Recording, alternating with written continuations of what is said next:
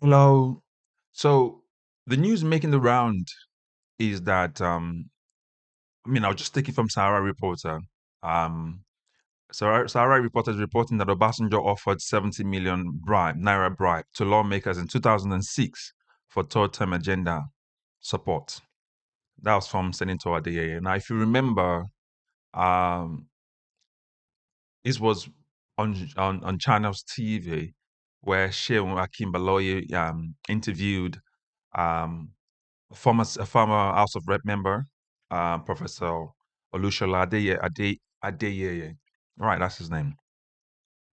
And he detailed what happened in 2006 during the Obasanjo regime. Now, if you remember, there was a lot of noise at that time where Obasanjo was pushing for a third term, and Nigerians kicked against it heavily.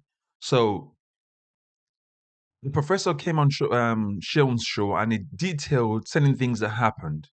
Now, I don't want to read this news. I want to play the a little snippet, what I could just grab out of it, because of time for you to watch. So please don't skip it. Watch to the end. But in the meantime, please like, subscribe, and share, and also check out our other content from this channel as well. And we need to make this noise loud because the wrath in the Nigerian system is the corruption is too deep. All right. So, but I'll play the video for you, and we will then talk about our response afterwards.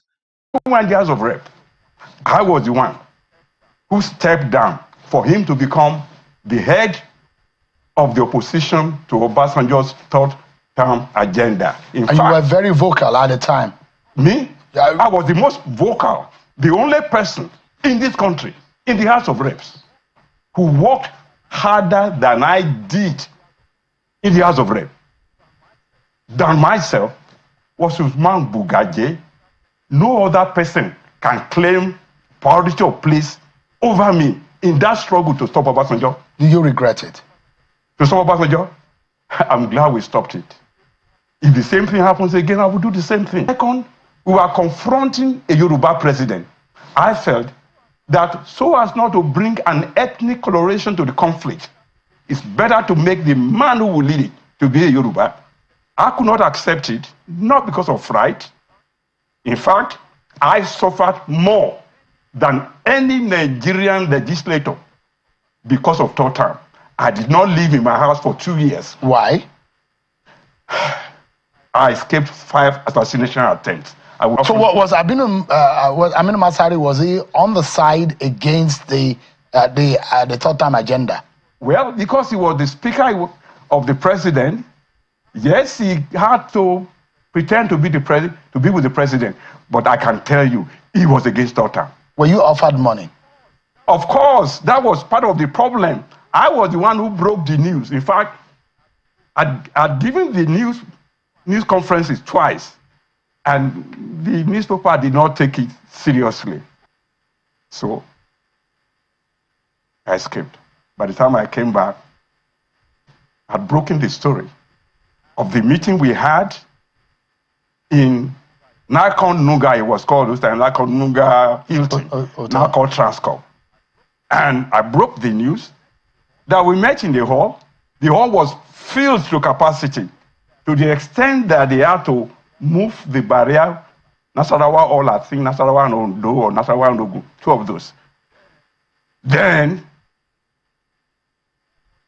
nobody brought money to Nakon Nga Hotel. But as we were discussing, a principal officer of the house disclosed that the presidency had made plan to give each of us. No, I said I heard that the presidency had made plan to give each of us 50 million naira. That principal officer corrected me and said it was not going to be 50 million. It will be 70 million. So, right there. And at the time, the value compared to now, 70 million at the time in this period. 2006. 2006, yes. So I said that, look, if that's the case. It was big money. It was big money. So I said, look, if that's the case, we will lose this battle. Obasanjo will win this battle. Because the only way we should act to make sure Obasanjo lost this battle was, let's get to make as much noise as possible that the press, the union, the academia, and everybody will join us in fighting Obasanjo. Well, after my press conference in Osogbo, the next thing I knew was, one, first my house was invaded, not by government, I believe by those who, I shouldn't say I believe what I knew, but I think I knew. My house was invaded. But beyond that, a number of houses of reps were invaded because people thought we had been given the money. I never said we were given money. What I said was, it was disclosed that money will be given. But was money given? Oh, yes. Money. Oh, yes. Not only was money given,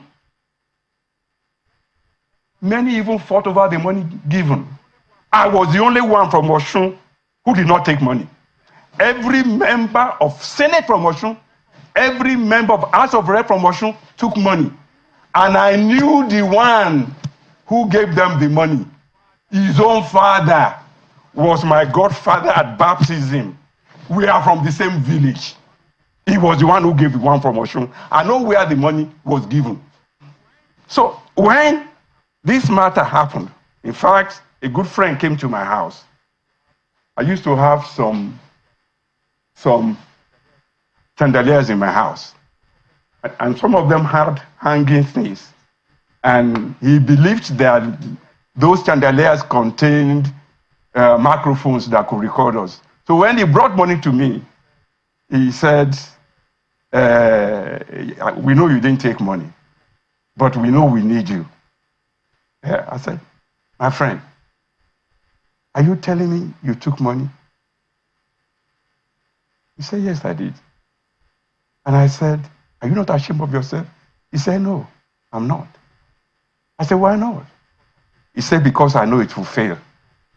So if it will fail and they're giving money, why did I not take my own money? So this is giving you the background stories into what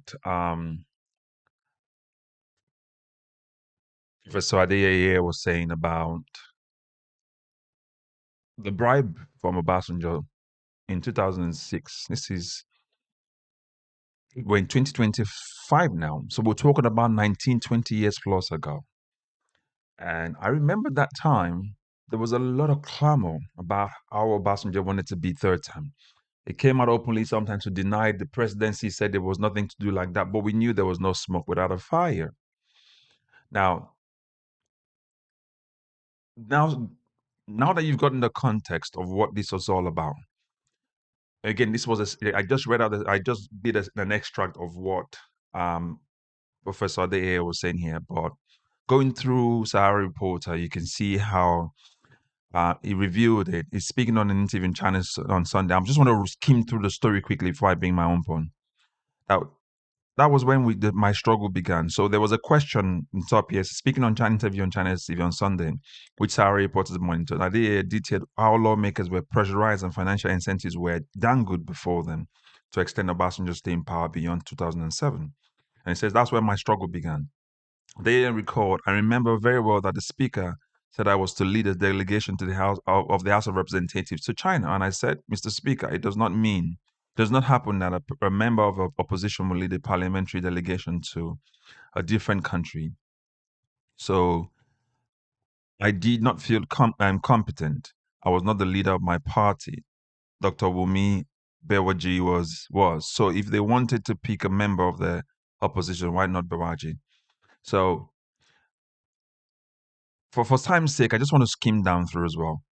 So he says Obasanjo's third term agenda remains one of the most controversial moments in Nigeria political history. The former president, who had ruled Nigeria as a military head of state from 1976 to 1979, returned power in 1999 and as a democratically elected leader.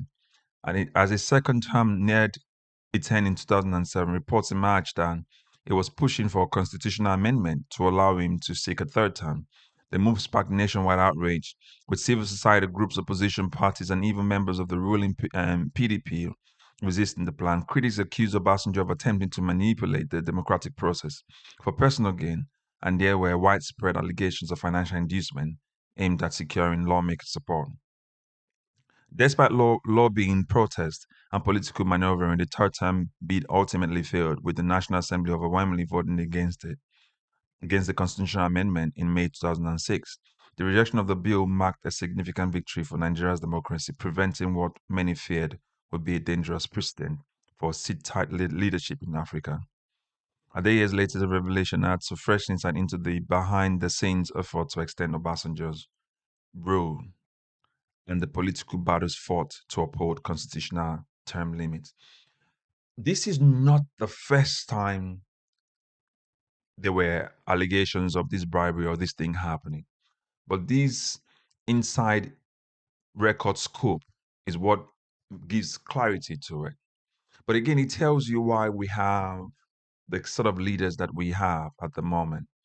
Remember earlier in this parliament when Akpabio said something like, "Some prayers have been sent to you already, and check your account. Some prayers have been sent to your account." And when Nigerians raise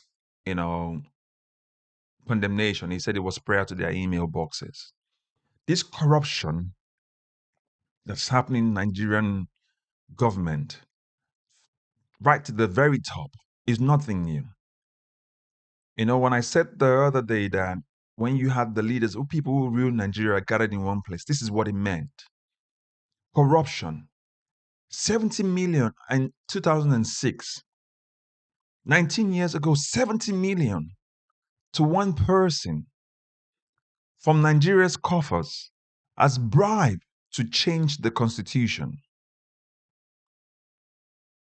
That's why I was saying Nigeria needs an overhauling. Nigeria needs a complete overhauling because what we have, the shenanigans we have in Nigeria and in our government, it would take a full 100 years to write it. So this is how Obasanjo tried to bribe lawmakers. And we know now by record, based on the revelation from this man, Professor Shola Olushola Adeyeye, here right now, we know for a certainty that the people in the House of Rep, in the Senate, collected that bribe. So I'm asking you, go and check those people in your own local government or in your own constituency, or those people from Osun State or Shugbo, from where this man came, and you'll find those people, even without saying it, are the people that collected the bribe. This is why we're advocating for change. And I'm telling you, these people whose generation ruined our nation will not let go until they finished it. That's why we must not keep quiet. It made something very clear. This is what I'm going to say before I go. It made something very clear. It said we had to make a loud noise. That's the mindset we all have to have. A very loud noise. Now, we cannot be stopped. We have social media. We're speaking up. It's difficult for them to now put us in one, say, all right, you're in one, go and give it to the press like he did at that time. So we can all speak up at the same time. And you know what they know is that they know that the youth aren't actually sleeping anymore. Will become active. We're not leaving this conversation to the likes of Femi Falana or Gani Fahimi of old. No, we're not leaving them. We are not the one carrying this baton and running with it to make sure that the change that we want to see in our nation happens. This issue of bribery and corruption has to stop. It is eating into the fabric of our nation, and it has ruined our country completely. So what I did was just to give you an extract of it. And if you want to read more of it, it's on the news. But just look at how Obasanjo bribed his way, even though he failed. And if they had fixed our country then from 1999, Obasanjo and co., we would not have this current president we have. If you look right down through different states in Nigeria, we would not have those kind of governors, the likes of Imo State Governor Uzo Kalu, or the corruption that yielded Wike, and what is going on in Rivers State. See what is going on in Lagos State House of Assembly. All across board, you will see corruption. That's why Akpabio can say court declared senators. If they had not corrupted the system, a lot of these people will be in jail today. And that's why we must fight hard enough and be vehement So please, again, always, as I say, like, share, and subscribe. We're trying to give you change content that would help Nigeria grow. And this is for me my passion because I love my country and I want it to be better so that I can travel on the road. See the case of that youth couple was kidnapped, 1.1 million requested after trekking for almost a full day in the forest. This is why this corruption must stop.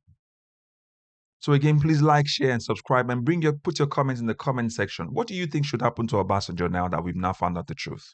What do you think should happen to those lawmakers who collected the bribes?